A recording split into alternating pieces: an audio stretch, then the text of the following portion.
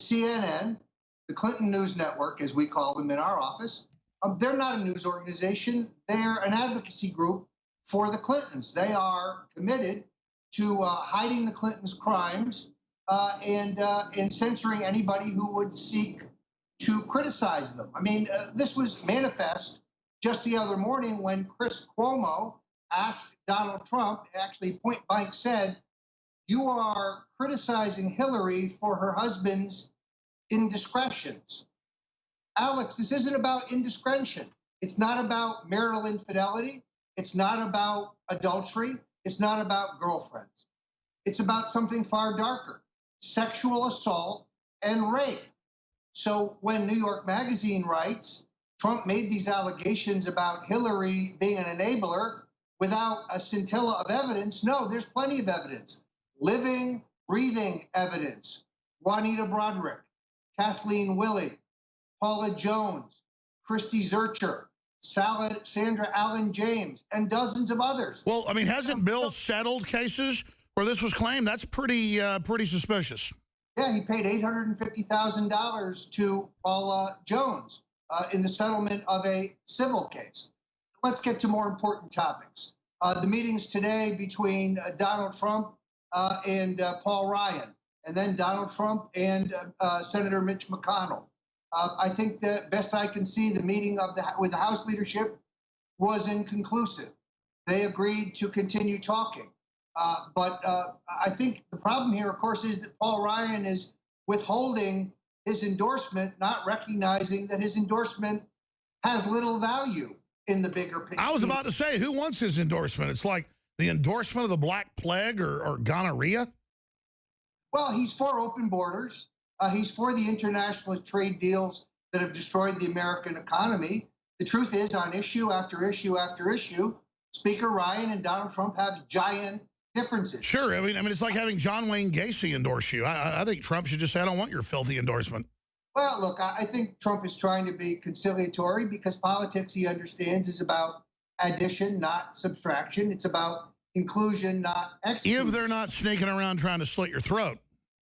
Well, but Donald Trump, at the end of the day, is not going to pay the Republican National, or not going to authorize the Republican National Committee to pay an operation owned and controlled by Karl Rove to do $30 million worth of targeting and analytics work, which could have been done by an honest firm for $2 million. So this is all about Karl Rove and the inside old neocons hijacking the entire Republican mammary gland, stealing all the milk for themselves and scuttling it for the witch Hillary. Well, I think that's the larger implication. Yeah, this is about money. What they don't understand is that the Trump movement is bigger than the Republican Party. The Trump movement is not built around the need for party unity, because really the new measure here, Alex, is this is the Republicans and Democrats together against Donald Trump and everyone else. That's it. It's the Republicans and Democrats against Trump and everybody else, the establishment against the populist, and Trump doesn't want to unify with Turd Blossom. Well, if he has to have the endorsement of the Bushes and the Romneys, I think that that's a negative. I don't think that that is the requirement for winning the election. Here's my point. Expansion of the party is more important than party unity. I'm more interested in new voters than I am in old leaders. There are at least, based on my analysis, 1 million possible Trump voters, potential Trump voters, in the 10 states that are going to decide this election. The Trump campaign needs the machinery and the mechanism to go out and locate those folks and get them registered and then make sure they vote. That is a higher priority than the endorsement of Paul Ryan. I totally agree. Let's talk about what happened at that meeting. And if I have a new family audience tuning in today, that's the name that the president in his memoirs and called Karl Rove Turd Blossom, a horrible miscreant creature, anti-conservative monster. So I'm asking people here, you know, who's more important, Turd Blossom or the actual voters? But what are you expecting them to strike back next with? You know, I warned you a few weeks ago, and I said, look, he's the presumptive nominee clearly, but I expect them to double back and try to bring Cruz back later, or Paul Ryan, because, you know, TB is behind all this. So what do you expect them to do? What do you make of those statements, and how do we defeat TB? Well, first of all, let's be very clear. Rove did kind of a 360. Now he's for Trump, and he's going to work his magic to help Trump get elected.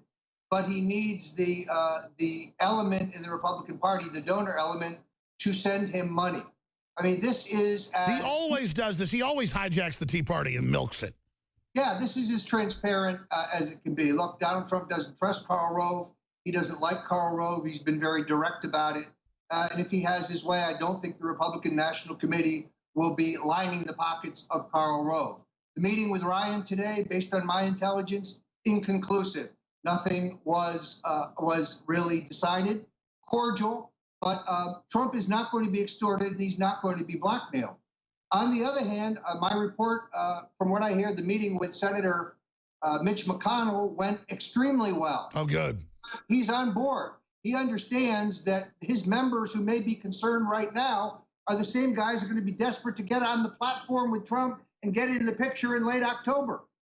The Trump revolution is coming. This wave is coming. Exactly. As a good enough politician to see it. So he's being cooperative. He's being constructive. And he has a long history with Trump. Well, let me stop you because, listen, I've got a few other insiders not as high up as you are. I know you're outside the campaign, but former head of it and a confidant of Trump. I don't have anything out for Lewandowski. I don't dislike him. I'm not, I'm just an outsider patriot. But that's kind of good because I'm not in this whole echo chamber. I hear Lewandowski's deciding who the people are. I make calls. They go, no, that's not true. Trump's upset. Is that true? And if so, what is Lewandowski doing running around acting like he is the Karl Rove, Bush's brain to Trump? Because I know that's not true. So what's going on with Lewandowski? Is this the Lewandowski campaign or the Trump campaign? Come on, answer my question. You'll never do it. Do it, Stone. I'm getting a little mad here. Just okay? Let me be as clear as I can without betraying confidences. Donald Trump is not controlled by anyone. He is his own man. Lewandowski, look, I'm sorry. Just Lewandowski. I don't like what he's doing. Lewandowski is a footnote. He has aggrandized his role. He is not.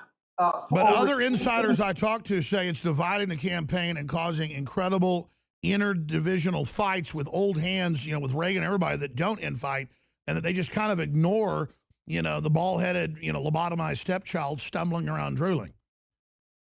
Well, I think the best way to put this is, in my historical experience, Alex, campaigns that are divided will lose.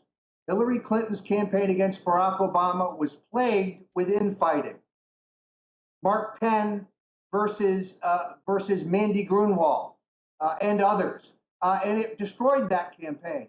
Any campaign must be run by one person. Now, the person who's running this campaign is Donald Trump. He has his vision, he has his agenda, and he has his way of doing this. These leaks saying, I'm in charge of this, I'm in charge of that, I have more power than this one or more, that only disturbs the candidate and hurts the campaign. I truthfully hope it will stop. Paul Manafort is not going to play that game. He's dedicated to the election, the nomination and election of Donald Trump.